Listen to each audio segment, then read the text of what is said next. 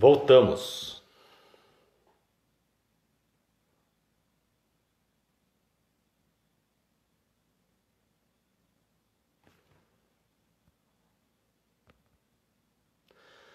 Grande Caio.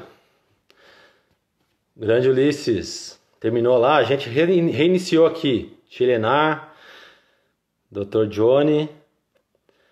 Vamos retomar aqui. Eu vi que teve gente que pediu a repercussão jurídica, as repercussões jurídicas. Vamos falar sobre isso de novo aqui agora. Vamos trazer um pouco o mundo jurídico também, apesar das importantes informações. Vamos lá, vamos aguardar o nosso professor retomar.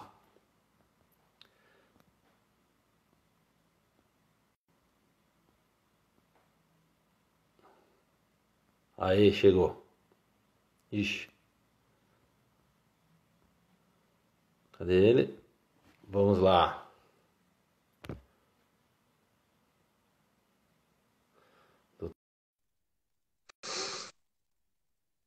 Deixa eu aproveitar aqui, então, ver se eu encontro o pessoal aqui pra gente Vamos lá. cumprimentar. Voltamos. Voltamos. Doutor, deixa só eu fazer aqui alguns registros. Sim. Bom, tem várias pessoas conhecidas aqui, tá? Deixa eu ver se eu encontro aqui. Sandra, Dr. Leonardo. Legal. Vinícius Webara, grande amigo de infância. Prazerzaço. Doutora Renata. Maurício Gasparini, que conduz comigo a Hierarquia Dinâmica. Tá? A minha mãe tá aqui. Pede pra mamãe avisar, Bebel, que o papai tá na live, voltou. que Bebel tá me ligando. Bom, agradecer a todos que nos acompanham e o pessoal voltou. O papo tá bom, o pessoal voltou e a gente vai dar continuidade. Então, voltando lá ao que a gente estava conversando, você estava nos explicando sobre os adornos. Adornos, sobre então é isso. Os apetrechos nas máscaras. Vamos lá. Pronto, a gente estava, na verdade, na máscara que tem adorno, a máscara que tem enfeite. Sim. Então, a máscara que tem enfeite, ela abriga o coronavírus e outros micro-organismos. Então, não faz sentido algum, durante uma pandemia, somos um dos países mais afetados da pandemia global. Somos nós, né? A previsão é que o país só fique atrás dos Estados Unidos, né? Por hora, nessa pandemia. Por hora, né? Não faz sentido algum a gente tá desfilando por aí de máscara de rendinha, com máscara de crochê. Não faz. É uma coisa assim, incoerente, inconcebível. Ó, aqui tem a doutora Kátia Godoy dizendo que profissional da área de saúde que quiser usar adornos tem que mudar para o direito. Olha, e pior que era profissional do direito. Do trabalho, né? Vamos lá. Ainda não. É isso, então vamos lá. Tem mais perguntas aí. Então essa história da máscara é isso, né? Não usar. E a máscara tem vida útil? Máscara de tecido? Tem também, tem também. Tem sim. A gente, aqui no Brasil, não temos cultura de segurança, não é? Esse é um problema sério. Seríssimo. No número de acidentes e de doenças ocupacionais. E de dinheiro, né? Claro. Quantos bilhões a gente não gasta por conta de custos relacionados ao acidente? Prevenir custa menos que remediar. 5 vezes menos, né? Alguns estudos apontam. Então, assim, a gente não tem cultura de segurança. Quando tem alguma tragédia, quando explode um restaurante, quando toca fogo em algum lugar, os próprios profissionais do salvamento muitas vezes entram no ambiente sem proteção e terminam morrendo. Sim. Então, isso é um reflexo de quando a gente deixa muito a emoção falar mais alto do que a razão, do que a ciência. E isso é um fruto da falta de segurança. décadas de negligência da biossegurança permitiu a vaidade invadir a área da saúde. Permitiu a gente achar que é normal uma profissional estar de jaleco com renda dentro do ambiente de trabalho na área da saúde. Maquiagem não pode? É normal. Maquiagem deixa a pele grudenta. No lugar onde a gente é mais exposto, no lugar que a gente é mais vulnerável, mucosa. Eu deixo a pele grudenta, onde eu sou vulnerável, na minha mucosa, no meu olho. Então, lembra que os micro-organismos gostam de situação de umidade. Certo. Então, uma pele limpinha, sequinha, são poucos que vão ficar grudados em mim. Uma pele com batom cheio de maquiagem, na área da saúde, sempre cabelo preso. Né? Touca. E assim, os cuidados que a gente tinha na área da saúde, agora estão ultrapassando a barreira do hospital e a gente precisa seguir em casa também. Sim. Né? Deixa eu fazer uma observação aqui. Sim, você, desculpa te interromper, mas eu preciso falar. Porque, inclusive, cobraram a gente de fazer um link para o mundo jurídico. Aqui, você mesmo falou agora que muitas práticas antes que eram exclusivas para a área de saúde, agora precisam ser adotadas no nosso cotidiano, em casa e no trabalho. E agora uma grande parcela das atividades, aos poucos, elas devem voltar, né, ainda que adaptadas, a ser autorizadas. Quem é advogado, tá, de empresa, quem trabalha em RH, quem trabalha com compliance, quem tem empresa, e mesmo quem é trabalhador também, né, ou quem é empreendedor, precisa ficar atento com uma coisa. Ainda que não haja, né, normas técnicas do antigo Ministério do Trabalho, agora Secretaria do Trabalho ligada ao Ministério da Economia, que regulamente especificamente as máscaras, né, que regulamente especificamente detalhadamente o uso de face shield e outras práticas de higiene, de limpeza no ambiente de trabalho, tá? Esse tipo de conduta, esse tipo de conhecimento, ele é exigível do empregador. É dever do empregador tomar todas as medidas, não só aquelas que estão expressas na lei, todas aquelas que são de conhecimento comum, tá? E que a ciência disponibiliza. E hoje, você aqui está trazendo um monte de informações, que inclusive muita coisa é de conhecimento geral. Claro que, né, tem a desinformação também, ou informação passada pela metade, mas o fato é que o empregador tem que buscar essa informação, tá, para manter o meio ambiente de trabalho sadio, para não adoecer seus empregados, para não matar seus empregados e agora também para não acarretar danos à sociedade. E a gente, não só o empregado, tá? As empresas, os comerciantes têm que tomar cuidado com os riscos trabalhistas e também os riscos relacionados à relação de consumo. Todo consumidor que entra na loja, se ficar comprovado que aquela loja teve um surto de Covid-19 em um determinado ambiente, porque o empresário não tomou as medidas, não limpava, não higienizava, não concedia EPIs, não disponibilizava álcool em gel 70 para os clientes e para os empregados. Veja que é uma coisa só, a gente está falando de meio ambiente, o meio ambiente de trabalho, ele é parte do meio ambiente, né? E é uma coisa só. Tem o meio ambiente do trabalhador e do consumidor, enfim, é um meio ambiente só. Então, tem que tomar muito cuidado com isso, porque se não observar não só as normas técnicas, mas essas recomendações e esses cuidados que a ciência nos ensina, tá? A empresa corre o grande risco de ser condenada. Então, assim, esse argumento de que não tem NR, não tem norma da Anvisa que trata, eu não sou obrigado. Sim, você é obrigado. Empresário, empregador, você é obrigado, você tem que tomar todos os cuidados, todas as cautelas que estiverem ao seu alcance para evitar esse tipo de risco. Tá? E o risco é grande. O risco social e o risco financeiro. Vamos lá.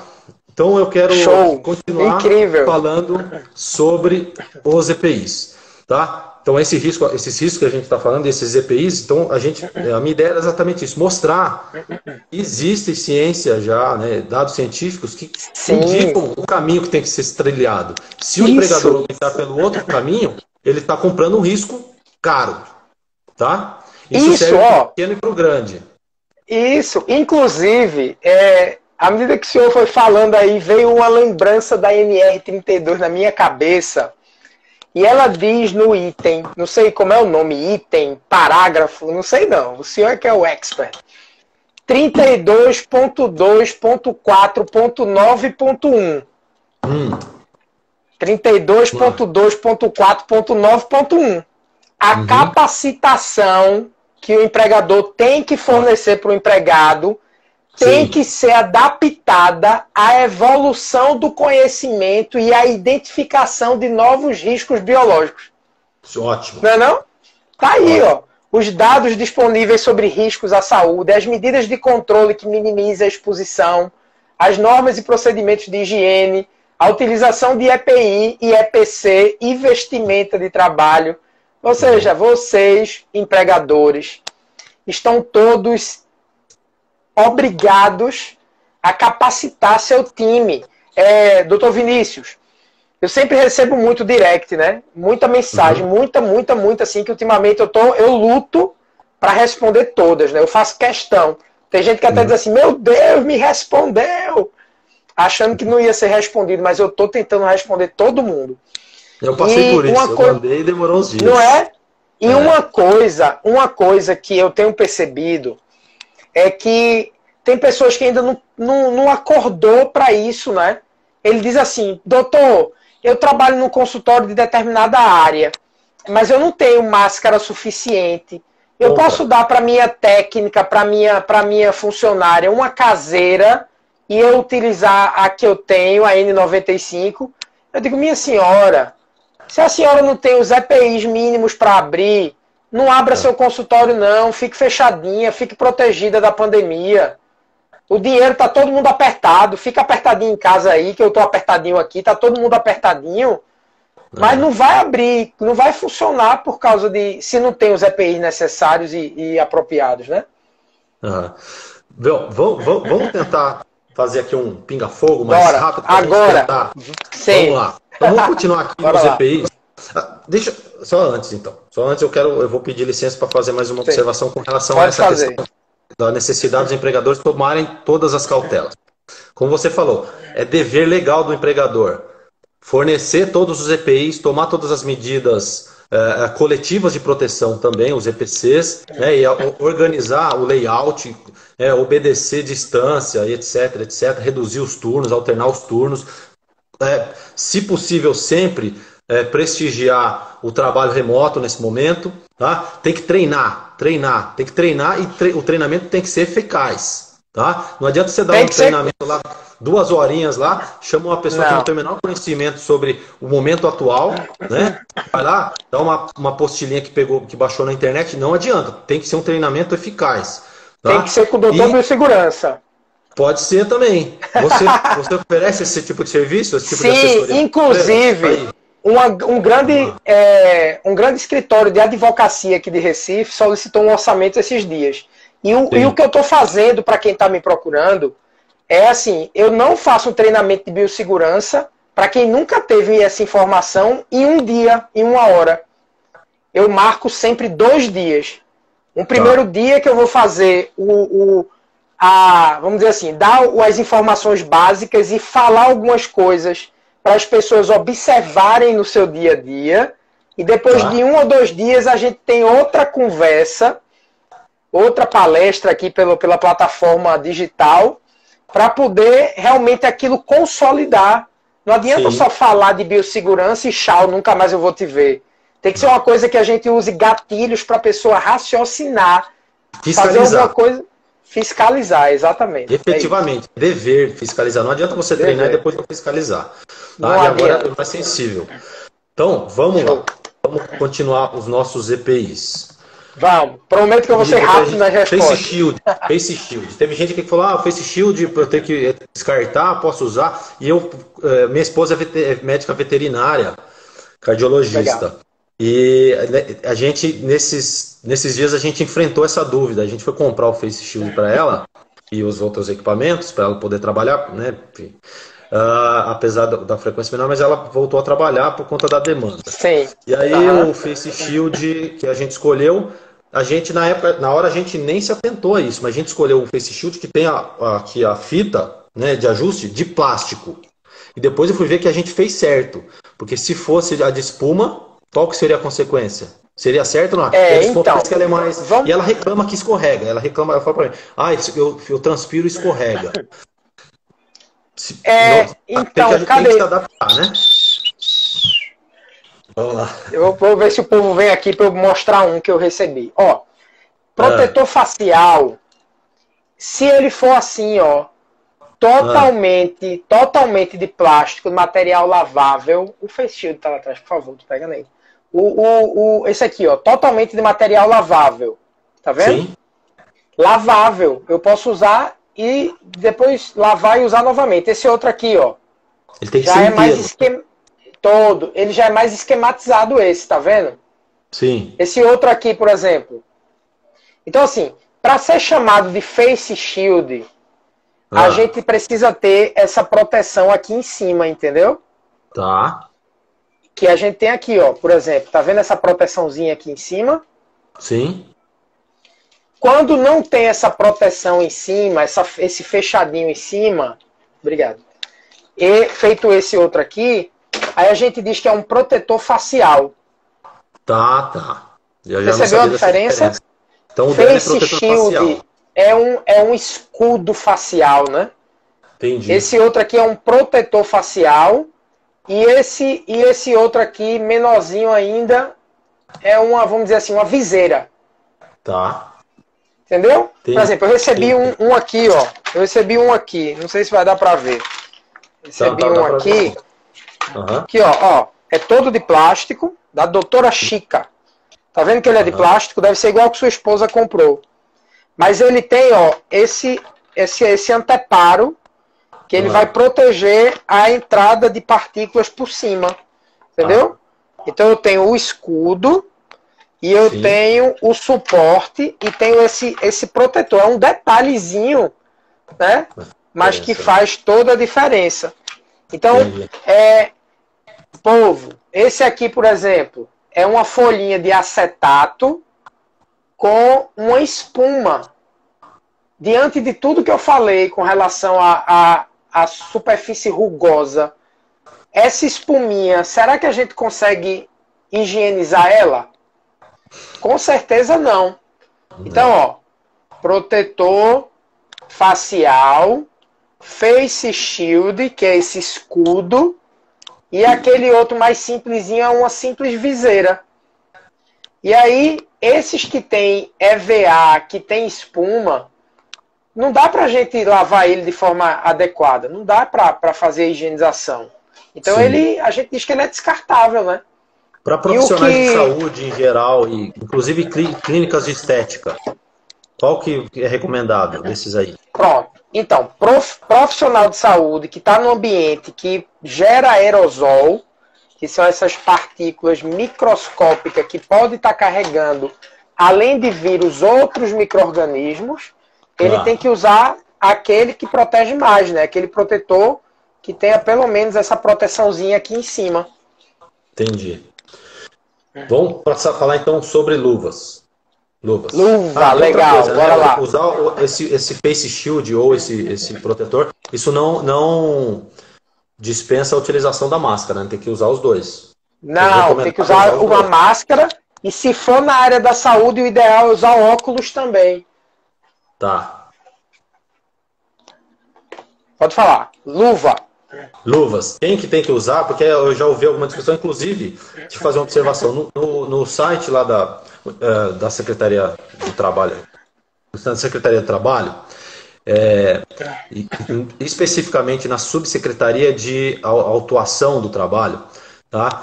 Tem algumas recomendações recentíssimas voltadas para cada uma das áreas. Tá? Construção civil, indústria, trabalho doméstico, área de saúde, entre outras, com recomendações a serem adotadas na retomada das atividades. Então, recomendações. É o site de qual? Cuidado. Secretaria. Quer ver aqui? Secretaria. Anvisa. Orientações. Aqui, deixa eu ver aqui.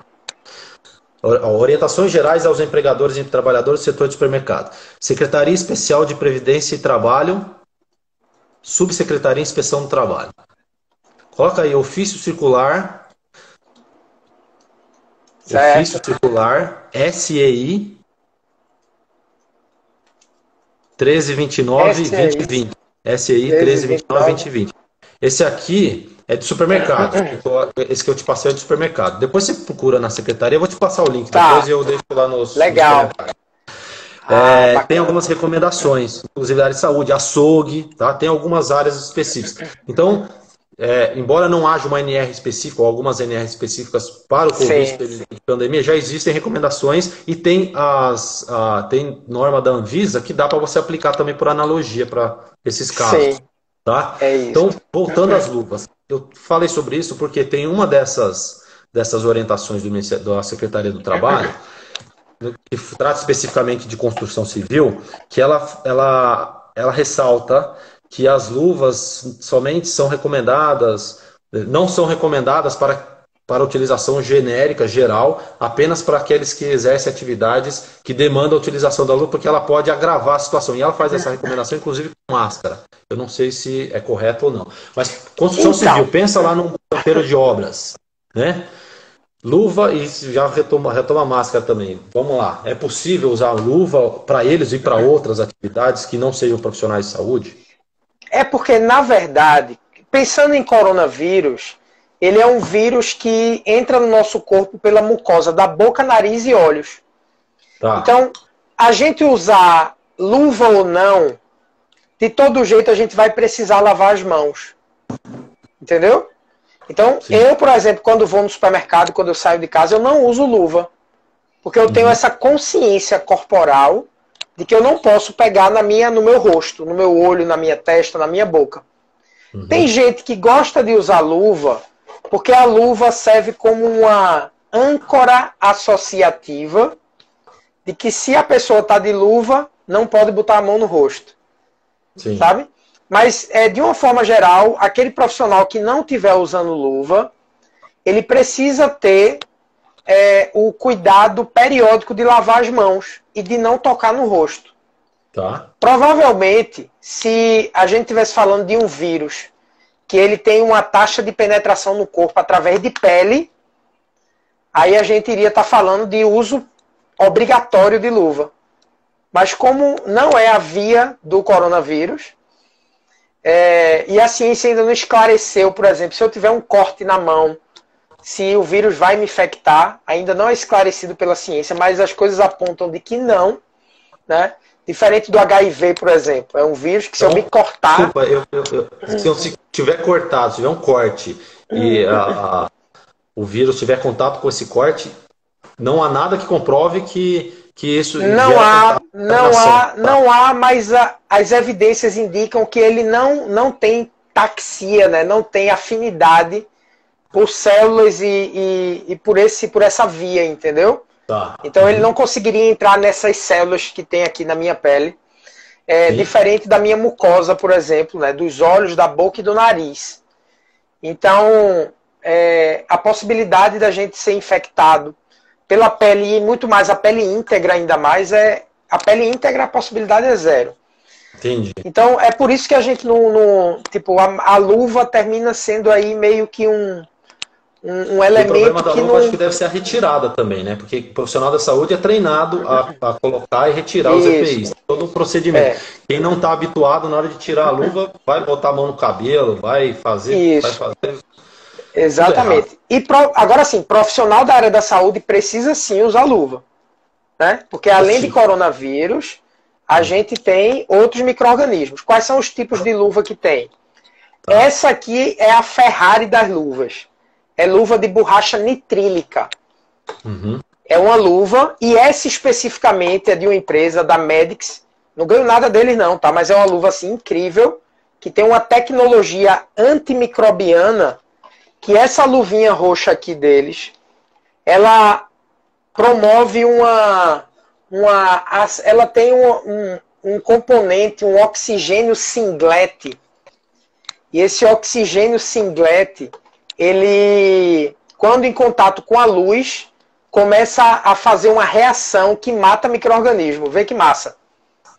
Então é uma luva que ela, quando entra em contato com a luz, ela começa a agir e ela mata micro-organismo. Então é uma luva que com o tempo a gente vai aprendendo, né, a calçar e a remover. Além de luva de nitrílica, existe também luva de vinil e de látex. A de látex, muitas vezes o pessoal tem alergia, né? Alergia ao látex. E aí por isso que muitos usam de nitrílica. A de vinil, ela é porosa. Então os micro-organismos atravessam a luva. Por isso que na área da saúde, apesar dela ser autorizada pela Anvisa para uso na área da saúde, tem que se observar que tipo de procedimento vai se usar ela. Porque ela é uma luva que ela é muito porosa. Sim. Vou fazer uma observação aqui, não para quem é da área da saúde, mas para quem é da área do direito e para outros comerciantes, outros trabalhadores. Sim. Na Anvisa, eu vou deixar também. A Anvisa tem uma norma específica sobre, inclusive regulamentando procedimentos e utilização de EPIs agora nesse momento de pandemia. Sim. E eu encontrei uma cartilha da Anvisa, muito interessante. Inclusive ela fala sobre os profissionais da área de saúde que não atuam na atividade fim. Então, que trabalham na recepção, que trabalham... legal. A norma, ela trata sobre isso.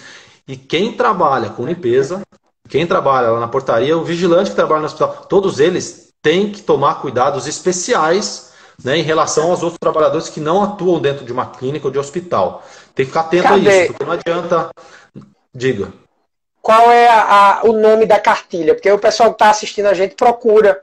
O problema do ao vivo aqui é que não dá para botar link, né? E aí o pessoal depois pode... A nota técnica que eu falei, a nota técnica A4 de 2020 da Anvisa. A4. Tá? E a cartilha que eu achei aqui... chama Recomendações de Proteção aos Trabalhadores dos Serviços de Saúde no atendimento de Covid-19 e outras síndromes gripais. Ministério da Saúde. Beleza, procure aí, meu povo. Tá bom? Então aqui legal, vamos lá. Observação importante. Vamos lá. Óculos de segurança. Eu vi que perguntaram aqui. Perguntaram se precisa usar óculos de segurança para ir no supermercado. Precisa ou não? Então, no supermercado, a gente vai tomar os cuidados de manter distanciamento, né? A gente vai manter, além do distanciamento, não vai tocar no rosto. Você não vai estar próximo de aglomerados, porque o supermercado precisa ter um controle de pessoas ali dentro.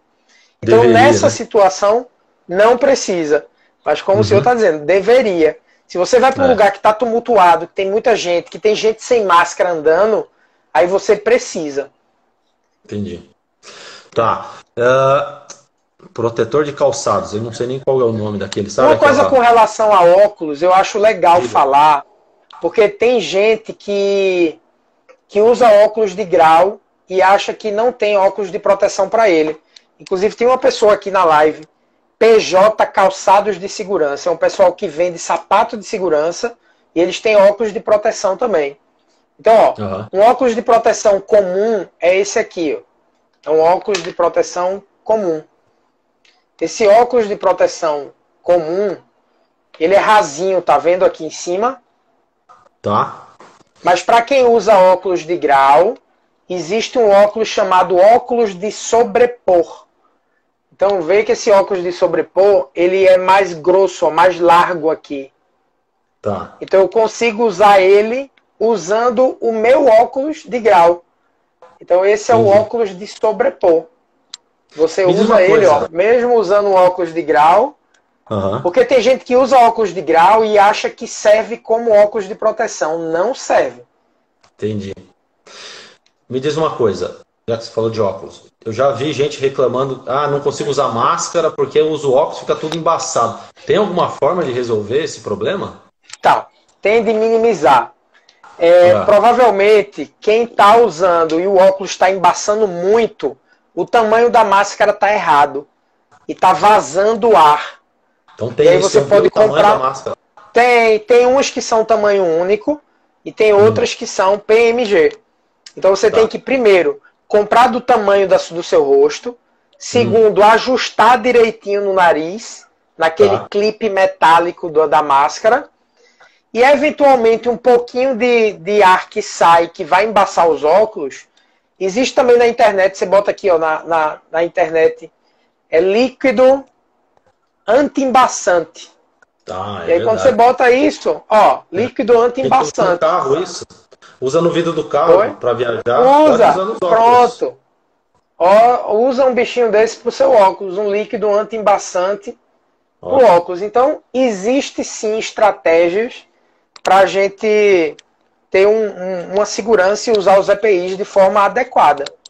Tá, vamos lá. Até perguntar aqui, eu queria saber também.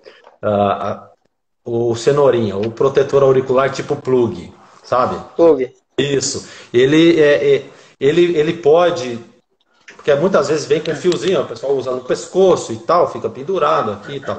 Ele pode, de alguma forma, representar algum risco de contágio da Covid-19, se mal utilizado ou não? Se mal utilizado. Sim. Sim. O nosso ouvido... ele tem uma barreirinha de proteção que é a cera, né?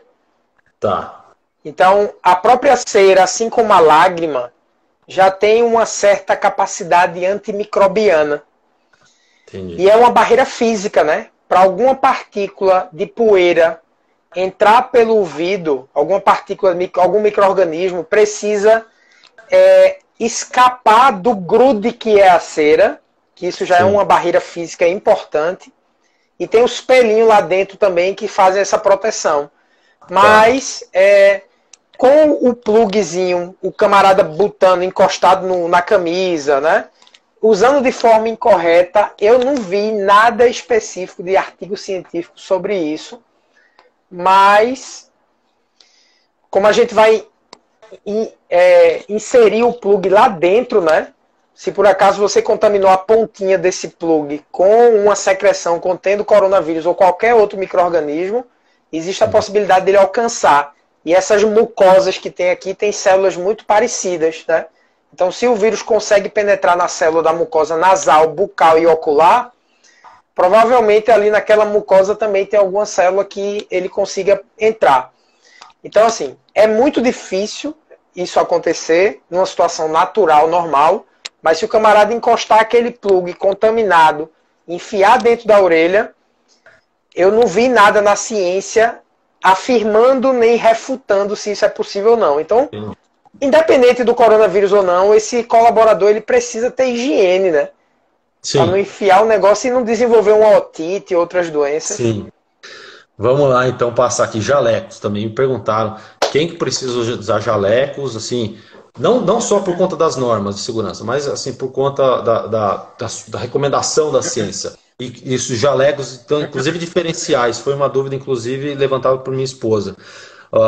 Os jalecos descartáveis e os esterilizáveis. Se tem diferença, enfim, de eficácia, como é que funciona isso? Então, jaleco, ele assim deve ser utilizado em ambientes que a gente tem a disseminação de muitos agentes patogênicos, ou seja, micro-organismos. Então, o camarada trabalha numa loja, não tem necessidade dele usar jaleco, né? Basicamente assim, para quem trabalha no ambiente de atenção à saúde, existem sim vários modelos. De rendinha não pode ser usado nunca. Tem gente que diz assim, mas só para tirar foto. É uma queimação botar foto nas redes sociais com jaleco de rendinha, né? Porque é um equipamento de proteção, apesar de que não tem CA, né? Aí tem gente que diz, não é EPI. Mas com certeza vocês aí na área jurídica, se a empresa não fornece o jaleco, eu acho que é meio que considerado como EPI, independente de ter CA ou não, né? É uma vestimenta de proteção, né? Então... ele precisa ter vamos dizer assim, um modelo adequado. O jaleco que tem aquela gola tipo padre, ele é um jaleco mais adequado, né, para a área da saúde, porque não tem esse excesso de pano, diminuindo a possibilidade do micro-organismo se abrigar aqui por dentro. Jaleco de TNT é descartável. É descartável. Tem gente reprocessando e a nota da Anvisa, né? Não pode. A nota da Anvisa, inclusive, fala isso, né? Empresas, cuidado com o reprocessamento de EPI, que o fabricante diz que não pode, né? E muita empresa está aí mandando o camarada usar máscara N95 por 15 dias, por 20 dias. Sim. Então, na nota técnica da Anvisa, ele diz lá, cuidado que vocês podem sofrer, né, processos civis, né, administrativos. Uhum. Então, é isso. TNT, ele é descartável, porém, em situação de escassez, não tem para vender. Aí algumas instituições reprocessam, e isso precisa ser muito discutido entre a CCIH, entre a CIPA. Mas reprocessa como? Reprocessa como? Faz uma desinfecção, deixa guardado lá por uma semana? Como é que faz? Não, tem alguns ambientes fazendo lavagem, e aí quando eu lavo o TNT, lembra que o TNT é um tecido não tecido, ele não tem estrutura de tecido. Sim. Quando eu lavo ele é um monte de fibra depositada. Tá. Quando eu lavo um TNT, ele esgaça, perdendo a eficácia dele, né? Ele esgaça. Então, por isso que as coisas de TNT chegaram na área da saúde com essa perspectiva de ser descartável, né? Tá. Deixa eu fazer aqui, antes da gente continuar a falar sobre... Na verdade, eu queria falar sobre alguns procedimentos de desinfecção e de higiene. Mas antes disso, eu vou responder uma pergunta que certamente tem mais gente querendo saber aqui sobre essa questão.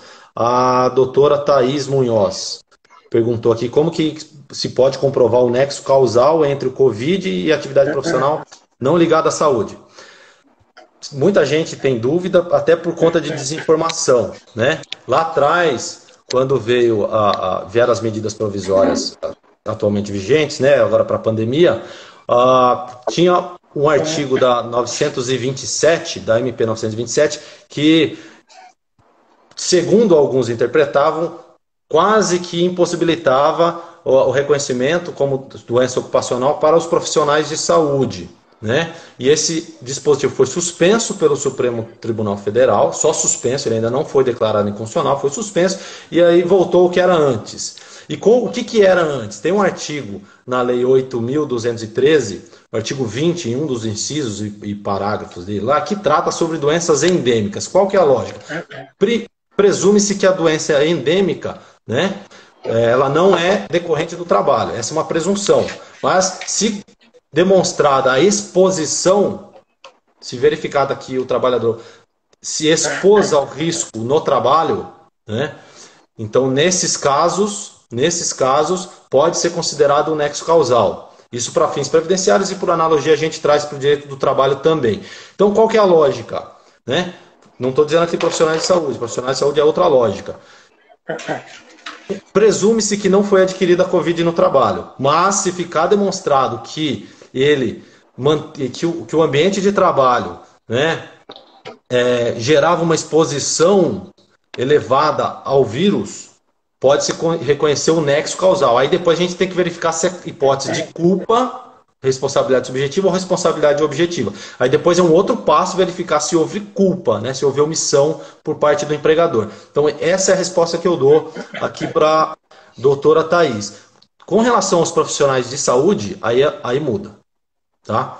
Porque profissionais de saúde, eu digo os profissionais de saúde que trabalham sobretudo em UTIs ou pronto atendimento, nos hospitais em geral, que tratam diretamente com portadores do Covid.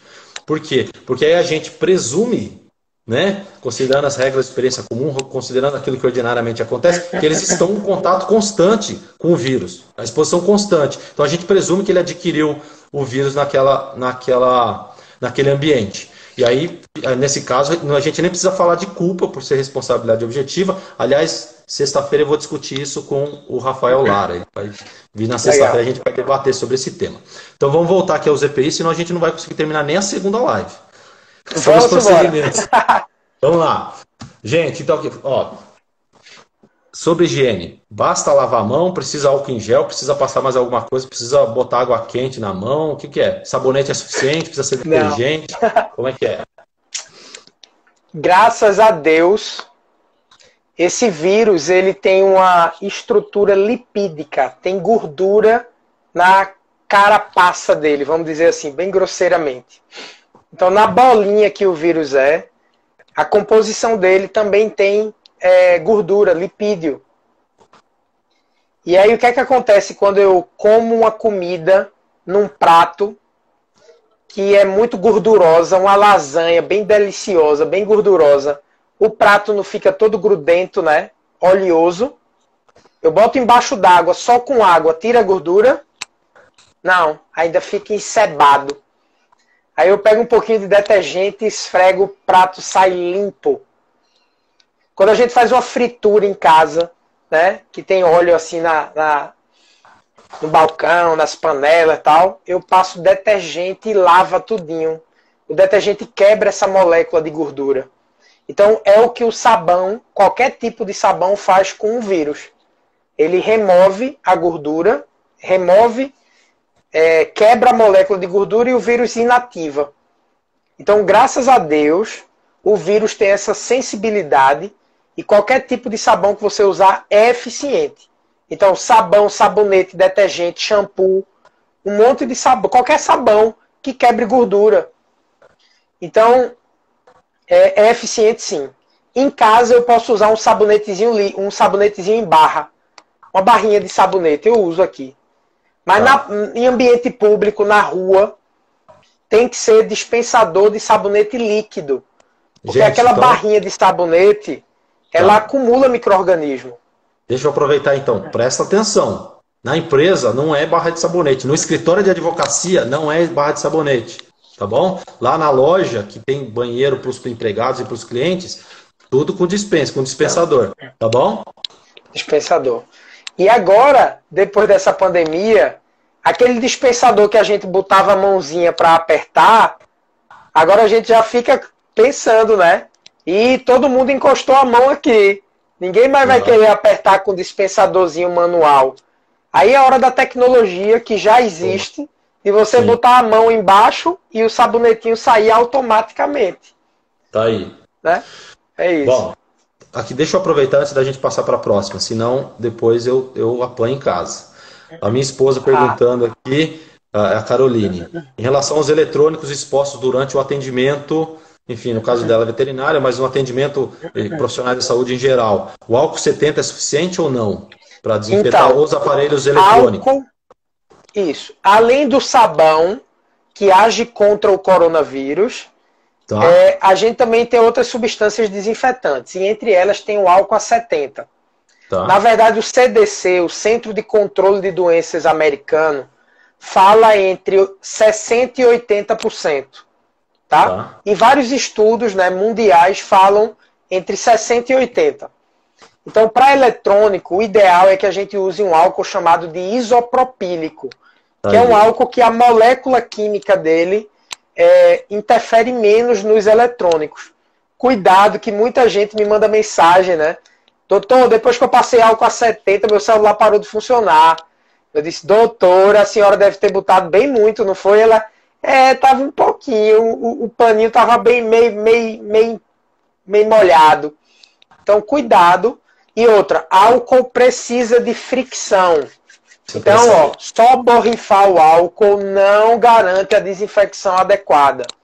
O álcool precisa desse calorzinho, essa fricção age no processo físico-químico para inativar o vírus e agir contra outros micro-organismos. Sim, vamos lá.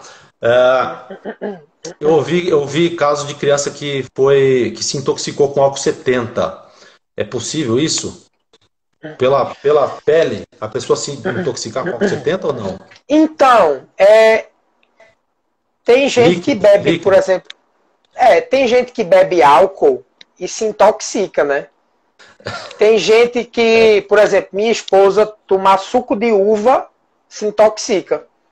Fica toda vermelha. Então, assim, eventualmente pode acontecer sim, reação de algumas pessoas contra o álcool, contra medicamentos, contra água sanitária, tá? Mas assim, de uma forma geral, o álcool a 70 é preconizado mundialmente como o desinfetante para as mãos padrão.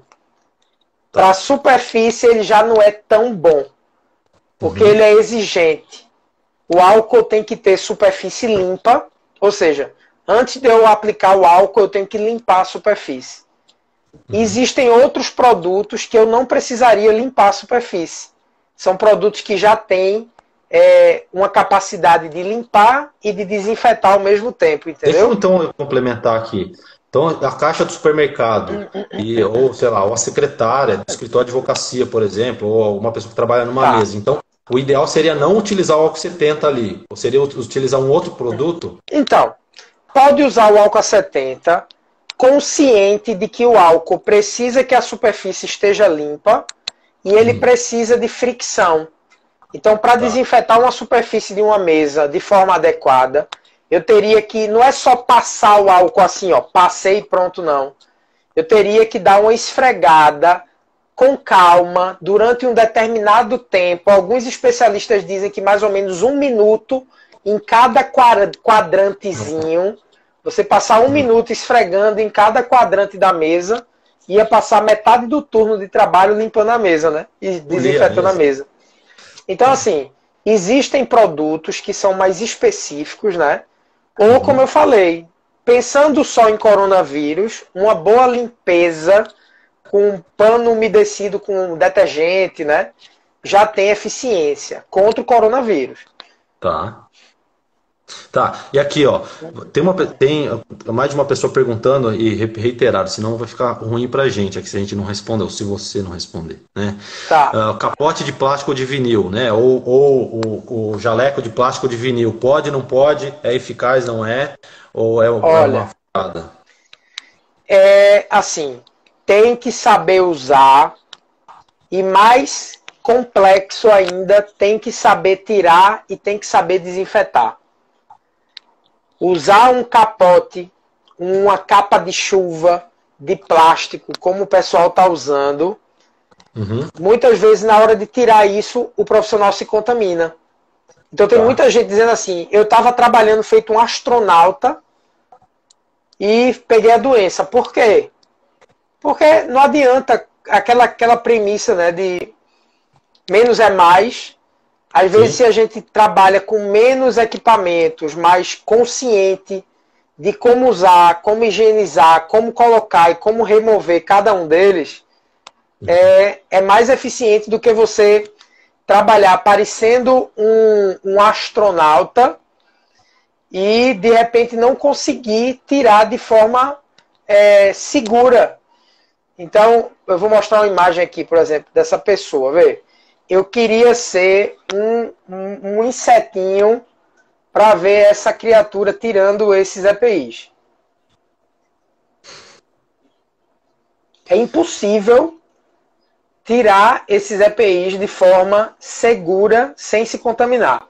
Se alguém aqui é da área da saúde e quiser um vídeo de como colocar e tirar os EPIs na ordem correta, me manda um direct no Instagram que eu encaminho 2 vídeos que são de Portugal, que são os vídeos mais coerentes assim que eu encontrei. Eu encaminho para vocês, tá? Aí só bata lá, coloca lá no direct. Jorge, me manda o vídeo de tirada de EPI que eu envio para você. Jorge, eu prometo que eu estou terminando aqui. A gente está explorando o seu conhecimento. Não é problema, vai lá. Tá terminando, até porque o Instagram não vai deixar a gente continuar. Outros produtos para limpeza, então cloro, água sanitária, lisoforme, enfim, outros produtos. O que é adequado para utilizar para limpeza do chão? E tem mais uma pergunta: aqueles sanitizantes em spray, assim, para empresas, é interessante usar? Não é? Como é que faz? Então, a Anvisa lançou uma nota técnica recente falando dos produtos utilizados para superfície. Tem sim cloro, hipoclorito de sódio, quaternário de amônio, álcool, e ele diz assim, saneantes de uso doméstico que tenha a ação virucida. Então a gente tem que comprar um saneante que ele garanta que age contra vírus. Tá, Aí o pessoal pergunta... Pode falar. Vou falar, aquele multiuso, né? Aquele multiuso. Eu vou até falar a marca aqui, mas você não precisa se vincular a ela nem nada. O Veja, que é conhecido. Ele limpa ou não? Ele é eficaz contra o corona? Porque ele tem um sabão ali, não tem? Então, tendo o sabão, o sabonete, ele tem ação. Eu gosto muito, o pessoal fala muito, por exemplo, do lisoforme também, né? Lisoforme. Eu gosto muito de dar uma olhadinha no site do produto. Então, olhando no site e olhando no rótulo, eles falam de bactérias e fungos. Eles não falam de vírus, tá? Entendi. Então, na dúvida, pessoal, se o produto que você tem aí em casa ou que você vai comprar no supermercado, se ele não traz essa informação, ou às vezes no rótulo não deu tempo de trazer porque foi produzido aquele produto antes da pandemia, né? Mas aí se no site também não traz essas informações, aí você cai fora. Se no site traz alguma coisa recomendando ação virucida, aí você usa. Mas, por exemplo, eu estou no site de um aqui, não fala de vírus, não fala de fungo e bactéria, né? Entendi. Aqui, mais duas questõezinhas a gente mata e a gente vai pro final. Beleza. Coletor Descarpac. Isso aqui também minha esposa que perguntou. Isso aqui pro pessoal que trabalha na área de saúde, ou na farmácia e tal, para recolher perfuro cortantes, agulhas, etc. Isso serve também pro pessoal de estética, né? Até manicure, etc. Eu acredito, ou não? Serve sim. E eu vou mostrar uma coisa para... A dúvida é a seguinte, o Descarpac pode limpar, tem que substituir diariamente ou tem que descartar diariamente? Como é que faz? No momento atual. Então, Sharp Dispenser. Julio, ele já perguntou duas vezes aqui. Deixa eu fazer uma observação. Ficará salva a segunda parte também, tá? Com relação à caixa de descarte de pérfuro cortante. Aqui no Brasil, a norma que regulamentava resíduo de serviço de saúde era 306 e agora é a 222 de 2018. Ela traz no texto dizendo que o depósito para descarte de pérfuro cortante tem que ser rígido. Para mim, caixinha de papelão não é rígido, né? Mas infelizmente, quando eu boto descarte de pérfuro cortante, que é um dos principais inimigos do profissional da saúde, a maior quantidade de acidente na área da saúde é pérfuro cortante. E aqui dentro a gente bota o pior inimigo do profissional da saúde. Tá? Quando eu boto, por exemplo, no Google, caixa de pérfuro cortante em inglês, não aparece nenhuma caixinha de papelão. Então, precisamos, meu povo, cobrar, né, dos serviços de saúde, porque afinal de contas já está na RDC nova. Tem que ser dispensador rígido. Mas essa caixinha a gente não limpa, a gente não lava. Quando ela alcança essa linha pontilhadazinha que tem nela, você lacra ela e descarta, tá? Muito cuidado que tem uma série de normas com relação a ela. Ela precisa estar 1,20 m do chão. Muitas vezes o pessoal bota ela muito alta, que não dá para ver a boca dela para descartar. Ou bota no chão, que o pessoal termina fazendo tiro ao alvo. Então ela tem que ficar num suporte na parede. Muitas vezes ela fica na pia, junto de torneira, que deixa ela molhada. E quando o profissional vai levantar ela, arreia tudo, né? Então, é assim, a gente tem que ter muito cuidado e usar a ciência, a biossegurança, para a gente ter uma saúde pública mais eficiente, né? Uma saúde pública mais de qualidade. Você consegue responder mais uma pergunta em 30 segundos? Vamos, rápido, vai lá. Ar-condicionado, o que faz? Do local que não tem ventilação, como é que faz o ar-condicionado? O ideal é ter ventilação. Alguns ar-condicionados vêm com um filtro chamado filtro EPA, que é High Efficiency Particulate Air. Então o filtro EPA, ele retém as partículas, mas o lugar que tem ar-condicionado, o recomendado é ainda assim deixar a janela e porta aberta para poder fazer essa circulação durante pelo menos um tempo, alguns períodos no dia, para a gente fazer a troca do ar. Fazer uma observação aqui. Empresas que, por exemplo, que tem um ambiente que não tem ventilação natural, tome cuidado com o ar-condicionado, tá? Porque isso pode ser um foco, um disseminador de vírus. Sim. Aliás, tem até aquele vídeo que fala de pandemia, né? Mostra mostra por meio do ar-condicionado. Eu tenho aquela cena numa palestra minha, isso. Bom, a gente aqui conseguiu em 2 lives falar bastante coisa, ou uma live em 2 partes. Ainda tem muita coisa, viu? Ainda tem muita coisa. Professor Jorge Luiz, eu agradeço imensamente, eu fiquei muito feliz, muito satisfeito. Eu acho que foi muito proveitosa essa live. E eu espero que a gente tenha, de alguma forma, contribuído tanto para os profissionais de direito, quanto para os profissionais de saúde, quanto para outros profissionais e o público em geral. Olha aí, muito obrigado, Luiz. A live vai ficar gravada no IGTV, as 2 partes. E se você não se importar, depois eu coloco ela no YouTube, no nosso canal. Claro, pode colocar. E a finalidade é só disseminação gratuita. Sim. Tá? Enfim, de boas informações. Eu agradeço, muito obrigado a todos que nos acompanharam. Eu quero agradecer especialmente a minha esposa que me acompanhou, que ela não gosta muito de assistir minhas lives, mas hoje era do interesse dela, e minha mãe que acompanha todos e todo mundo que me acompanhou aí. Então vamos lá. Se você quiser fazer as últimas considerações, a palavra é sua, professor. Então, muito obrigado. Não sei se vocês estão ouvindo, estava cortando aqui alguma coisa, parece que voltou.